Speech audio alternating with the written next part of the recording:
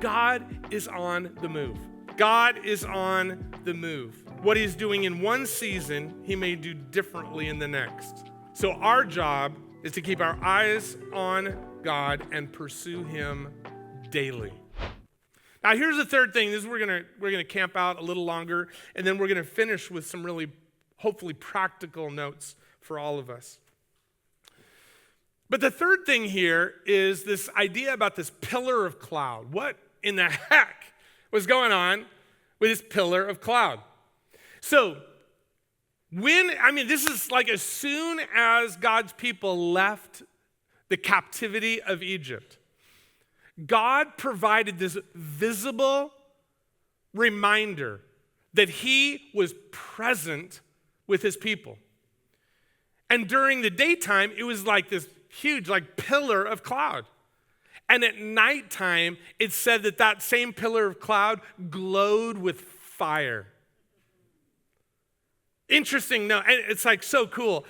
You have to go back and read the story of like God's people like actually going through the sea when God like parts the sea and like as they're making their escape. Here's something that I like literally over the last days looking at this was reminded of. That did not happen during the daytime. God provided a nightlight for them. And you know what that light was? This pillar of fire. That's cool at a whole different level. Like they're going through the water and it's like, it's night, but like we can see where we're going because of this illumination provided by the literal presence of God. So God gives them this symbol of his constant presence. Like it was there through their entire journey, we read. But here's something else about this pillar. It had to be followed. This pillar, like the Good Shepherd, did not stay in one place. God makes it clear, when the pillar moves, you move. So check this out. It's in Exodus chapter 40 because it talks specifically about this pillar. Starting in verse 36, it says, whenever the cloud lifted and moved, the people of Israel journeyed onward, following it. But if the cloud stayed, they stayed until it moved. The cloud rested upon the tabernacle during the daytime, and at night there was fire in the cloud so that all the people of Israel could see it. This continued throughout all their journeys for 40 years.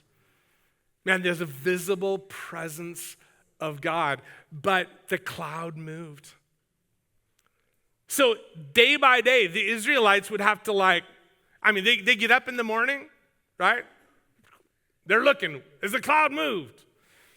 Is it on the move again today? In other words, they had to keep their eyes focused on God's presence.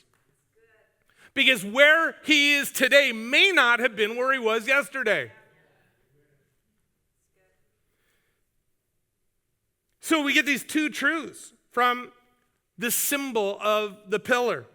Number one, God is with us. He is always present. This was a symbol of God's presence with his people. God is with us. We talk about that often. Jesus is here. They knew that. They knew God is with us. But here's the second truth. God is on the move. God is on the move. What he's doing in one season, he may do differently in the next. So our job is to keep our eyes on God and pursue him daily. And if we're going to do that, there's a very important lesson that both the Israelites had to learn. It took them 40 years. And I pray it does not take us 40 years. But here's the lesson. Our obedience in one season may not be obedience at all in the next season. Let's say that again. Our obedience in one season may not be obedience at all in the next season. It's not enough for us to follow the pillar just when it's easy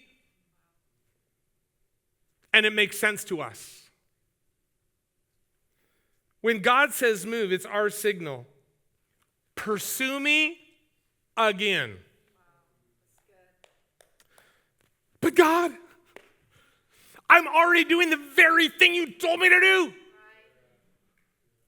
I have been obedient to do what you told me to do. Look, I'm doing it. I'm doing the stuff. God says yes. And that obedience took you to where you are today.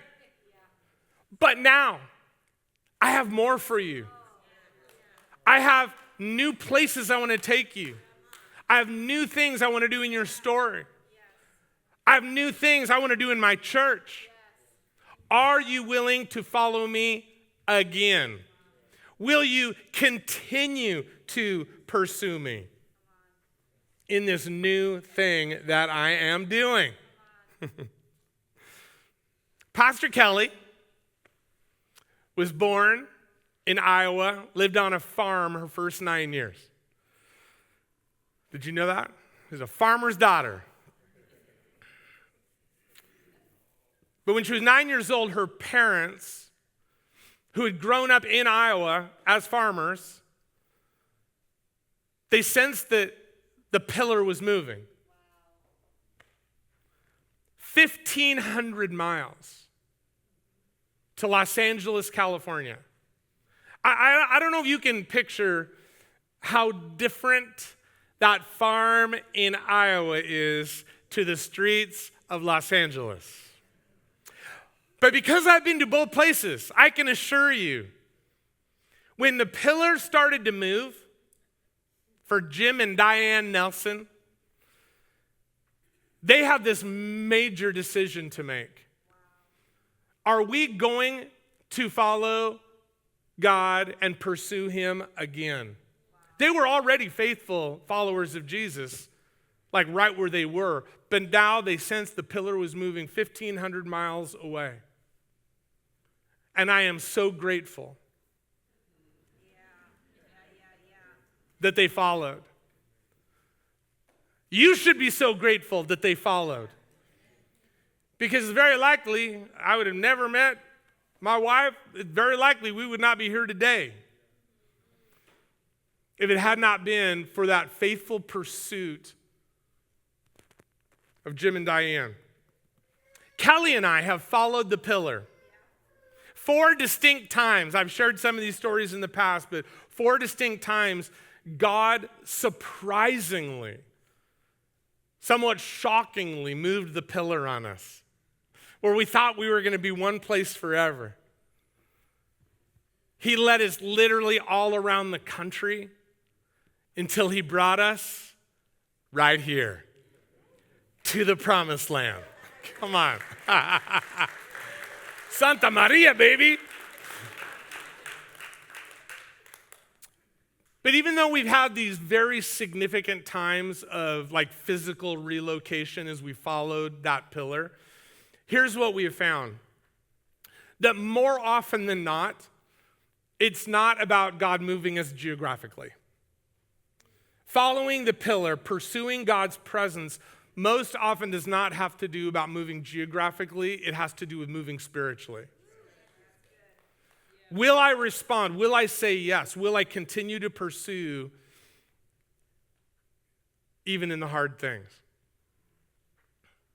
I shared a bit about this some weeks ago, but here's an example. Kelly and I have always been, I think, rather generous toward the Lord with the resources that he has provided.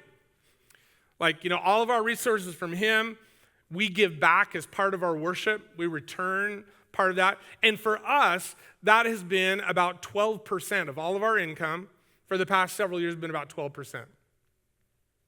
It's like, God, we good? Yep, pillar's right there. Okay, we're good. And that's been our expression of generosity, and that just flows right here to Vita Church. But what I was sharing some weeks ago is that as we started to approach 2026, we sensed that God was doing something different. And for us, the pillar was moving regarding our generosity. Because we sense God is wanting to do something new at Vita Church, and he was saying, and I want you to be part of it.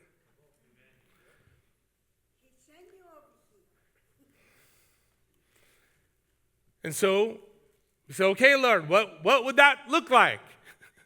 Where are you moving that generosity pillar?